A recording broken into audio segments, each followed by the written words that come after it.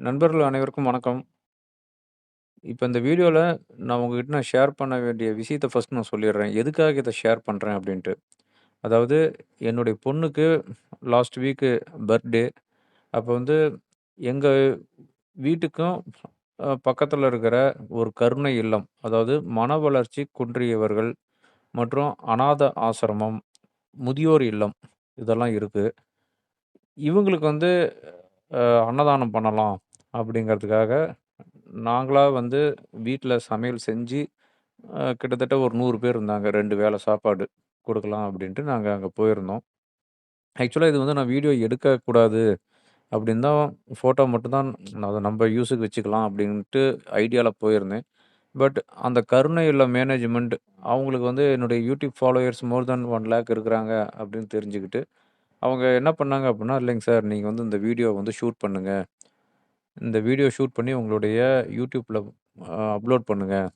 அதாவது இத பார்க்குறவங்க, உங்க ஃப்ரெண்ட்ஸ் ஆகட்டும், உங்க ஃபாலோவர்ஸ் ஆகட்டும், அவங்களுக்கு வந்து அவங்க வீட்ல நடக்கிற ஒரு நல்ல ஃபங்ஷனுக்கு எல்லாமே வந்து, அவங்கவங்க ஊர்ல இந்த மாரி கருணை இல்லம்னு இருக்கும், முதியோர் இல்லம் இருக்கும், அநாத ஆசிரமம் இருக்கும்.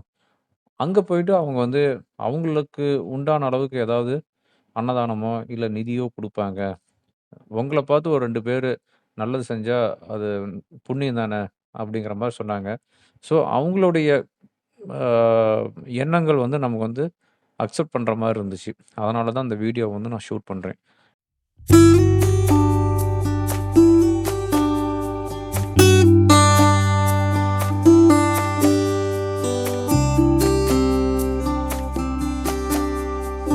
ஆக்சுவலா நான் பண்ற அன்னதானமோ இது எல்லாமே வந்து நான் எப்பவுமே என்னுடைய சோசியல் மீடியால வந்து போஸ்ட் பண்ண மாட்டேன். ஃபர்ஸ்ட் டைமா இது வந்து நான் போஸ்ட் பண்றேன். ஓகேங்களா?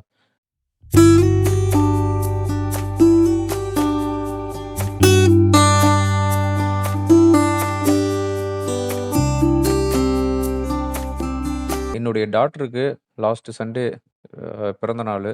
அதுக்காக வந்து எங்க ஊருக்கு பக்கத்துல இருக்கிற இந்த மன வளர்ச்சி குன்றியவங்களுக்கான பள்ளியில போயிட்டு அன்னதானம் பண்ணணும்.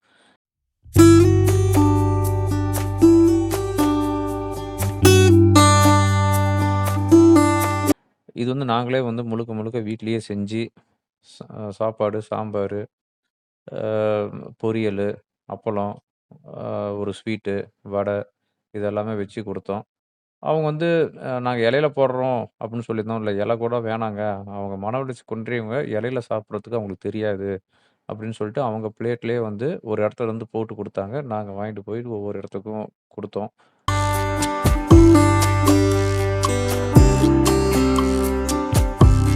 ரொம்பவும் சிறப்பா இருந்துச்சு.